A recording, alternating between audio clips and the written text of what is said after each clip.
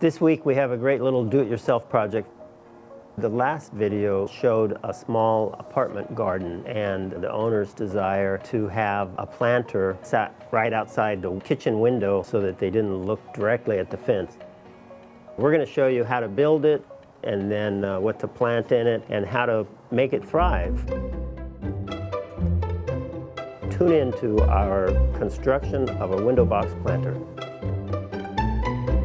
I'm John Valentino, president of John & Bob's Corporation. Normally, Chip is right here,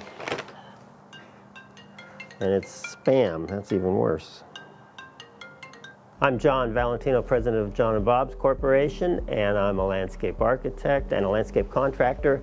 And normally, Chip is right here where my plan is, sitting on my lap, ready to roll. He's getting groomed today, so he'll be looking fantastic by the end of today. Let's see, now where am I going? I looked online for window box planters that we could buy to solve this very simply and easily. None of them really impressed me, and none of them addressed the real challenge of this project. It was hard to address the irrigation and the drainage without it being very visible and without just dropping water on existing paving. So this is a custom do-it-yourself project, but not that difficult and really worth it because it's much better than anything you'll find that's easy. This was an item that we charged about $2,000 for, and if you're doing it yourself, you're just buying material, and in that case, I think you can buy the material for about $500 to $600. Drainage, irrigation, wood, plaster, everything would cost about $500 to $600. You need general woodworking tools and wood and obviously the plants, the potting soil, blend we used in this case to enrich the potting soil. Irrigation material, we did a little drip system inside the planter, and drainage material. And then the plaster is kind of a world unto its own. You need everything involved in plastering a wall, and that's why we chose to hire a plaster professional.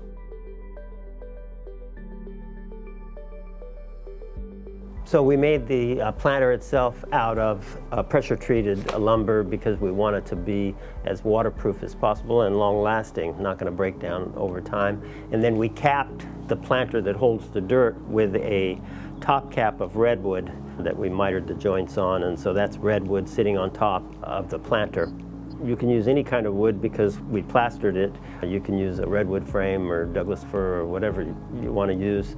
And we framed the rest of it underneath the planter. It doesn't need to be weatherproof or waterproof on the inside because it's hollow. There's nothing in there except some pipes. You can build a window box planter regardless what your house is made out of, but it would affect the design. The whole premise of this design is we were trying to make it look like it was part of the house when the house was built. So we picked material that was endemic to the house already. If your house is completely different, we would have picked different materials, but regardless of what kind of house you have, you can do a window box planter. The design would just vary. We built it in a way that'll last as long as the house. I don't think there's any problem with it lasting 30, 40 years. One of the nice things about it is if there were any problems, there's really very little soil in it. You could take out the soil and redo the ceiling on the inside, but it's going to be very long lasting. The benefits are you get planting right up next to your window, so it does make for a nice view, especially in tight spots. And the downsides are, I think if it's improperly done, you could have water infiltration into the wall of the house, which would be a big problem. So you need to do it in a way where it's waterproof and you're not threatening the integrity of the wall, and where it's not a lot of maintenance. In this case, we set it up as part of an automatic irrigation system, so you don't have to worry about watering it. You don't have to worry about the drainage water because it's part of this design. Those are the downsides that you can overcome with the proper design of the project.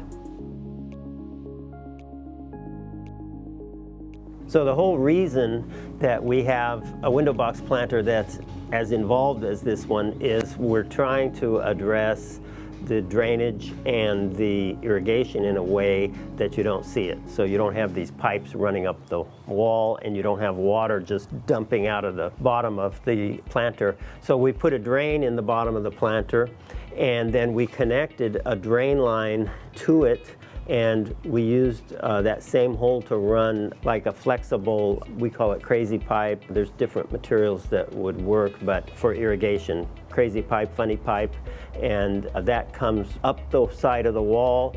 We really were fortunate that there's pavers going right up to the house. We just took a row or two of pavers out, and we put our drain line in next to the house. We hid it with this false little plastered wall that you see the way we framed it here. And then we took it to a drainage system. Then we just put the pavers back. We connected to the line that we had put in here for the drip irrigation. So in this case, we chose to just put an emitter to each plant. There's a number of ways you could do drip irrigation, but we put a 1 gallon per hour emitter at each plant, and it's connected to a larger system which is in the garden. If you had more planters, you would probably want to set it up on its own valve, but since we just have this one window box planter, it doesn't make sense to have a valve just for that. So we connected it to the drip system in the garden, just adjacent to this window box planter.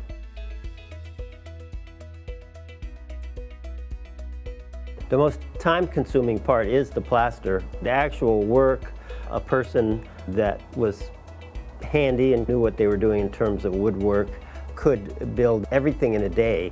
However, the plaster part then would drag out the project because there's coats that you have to put on and then wait until you put the final coat on.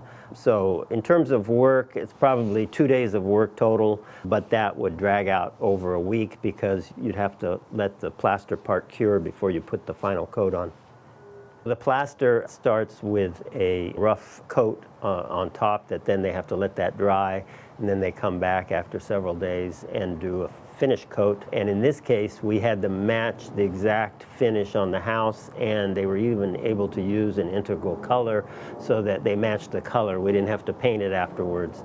And that's a simple, easy way to do it without adding another step of painting. If you don't want to go to the trouble of doing the false wall that we did out of plaster, you could just bring those pipes down, but you'd see the drainage and the irrigation. That's one option. The other thing is you could do it out of wood or some other material if you don't want to do the plaster, and you would analyze your house and see what material it could be done with that makes it look like part of the house. The aesthetics obviously are important, or it's not going to look good. But the most important thing, even beyond aesthetics, is that you don't endanger the integrity of the wall and the integrity of the house. So you want it to be waterproof. You want it to be well built, so where it's going to hold up over time. We used pressure-treated wood in this case, and we coated that pressure-treated wood with waterproofing material. So I would say that's the most important thing, is to do a very thorough job of waterproofing the interior so that you don't have any water leakage. So to do that, I used two materials. I used some Gorilla waterproof tape that's exactly for this surface. It doesn't have to be that brand. There's a number of brands that make the same thing. And we combined the tape with like a roofing asphaltic black material that we used very generously. And the combination of the black asphaltic sealer sealed the wood on the inside and the joints, and then we used the waterproof tape everywhere that there were joints also. And we used a couple coats of both of them so that we created this waterproof membrane that will hold the soil and the moisture and no leaking. And it's really very simple if you buy good materials, and any hardware store has those types of products. We're filming our video, but you can come on through. No, that's okay. Would you use a cabbage that I grew with John and Bob's? Oh, absolutely. Okay, I brought one for you, but I didn't see you, but I have it in my car. Okay,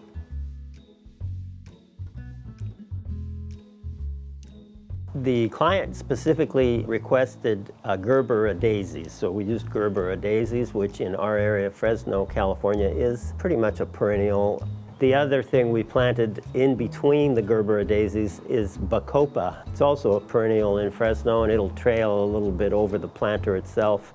Any perennial or annual that's blooming would fit in this window box because the whole idea of this window box planter is to provide color. So we're probably going to use small perennials and annuals and be changing them to try to always have it look good. We don't want big plants in this, small, annual, colorful flowers, and there's a whole range of them that would work, and we'll manage them based on the season.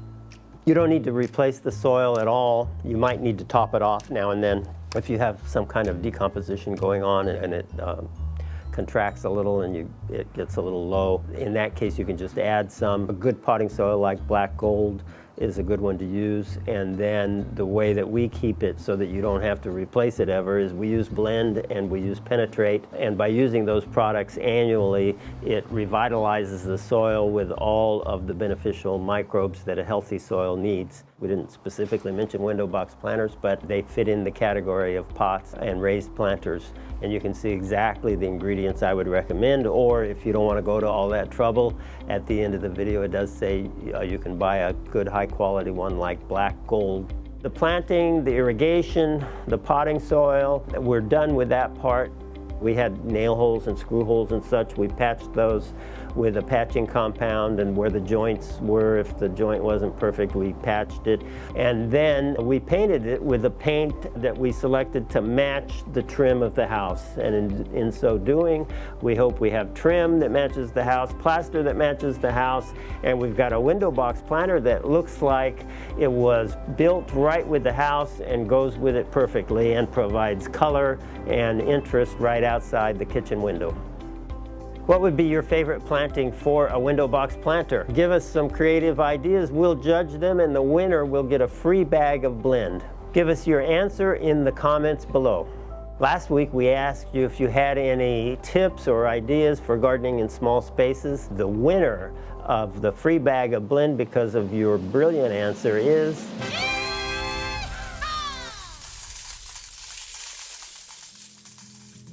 So this window box planter is part of a larger, but very small, garden that we did a separate video on, and it might be interesting to watch them both one after the other, and you can see the context within which we built this window box planter.